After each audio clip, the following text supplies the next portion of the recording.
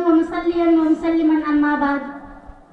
बाहर से आए हुए मेहमानों का मैं अपने महबूब इदारे में दिल की गहराइयों से इस्तकबाल करती हूँ।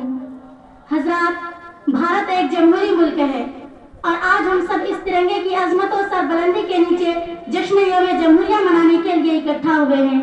दोस्तों, अंग्रेज तिजारत की गरज से इस मुल्क में आए थे, लेकिन रफ्ता रफ्ता वो यहाँ के स्याह सफेद के मालिक बनकर बैठ गए और जुल्म बर्बरियत की ऐसी दास्तानें दोहराई कि हलाकू और चंगेज के सियाह कारनामे भी पीछे पड़ गए और ये महसूस हो चला था कि अब भारत का सितारा इकबाल कभी मतलब मशरिक से नमूदार नहीं होगा।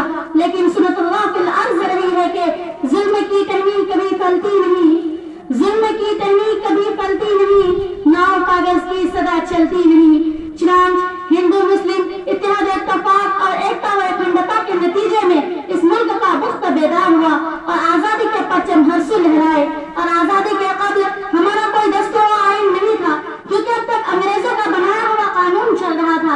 इसलिए अब जरूरत थी एक ऐसी दस्तूर व आईन की जो भारत के तामीर और तरक्की की राह में संगे मील साबित हो सके और हमारा ये मुल्क फिर से अपने जुल्फ़े बरहम को संवार सके। चुनांचे एक कमेटी तश्कील दी गई जिसके चेयरमैन डॉक्टर राजेंद्र प्रसाद बने और डॉक्टर भीमराव अंबेडकर की क़यादत में कमेटी के सभी अफराद के जरिए आजाद भारत के लिए दस्तूर बनाए गए, जिसकी बिना पर भारत को एक जमहूरी रियासत का दर्जा दिया गया। और इस दस्तूर का निकास 26 जनवरी 1950 ईस्वी को हुआ और डॉक्टर राजेंद्र प्रसाद सबसे पहले सदर मुंतखब हुए। यही वजह है कि हम हिंद के वासी 26 जनवरी को कौमी त्योहार की शक्ल में जश्न यौम जमहूरिया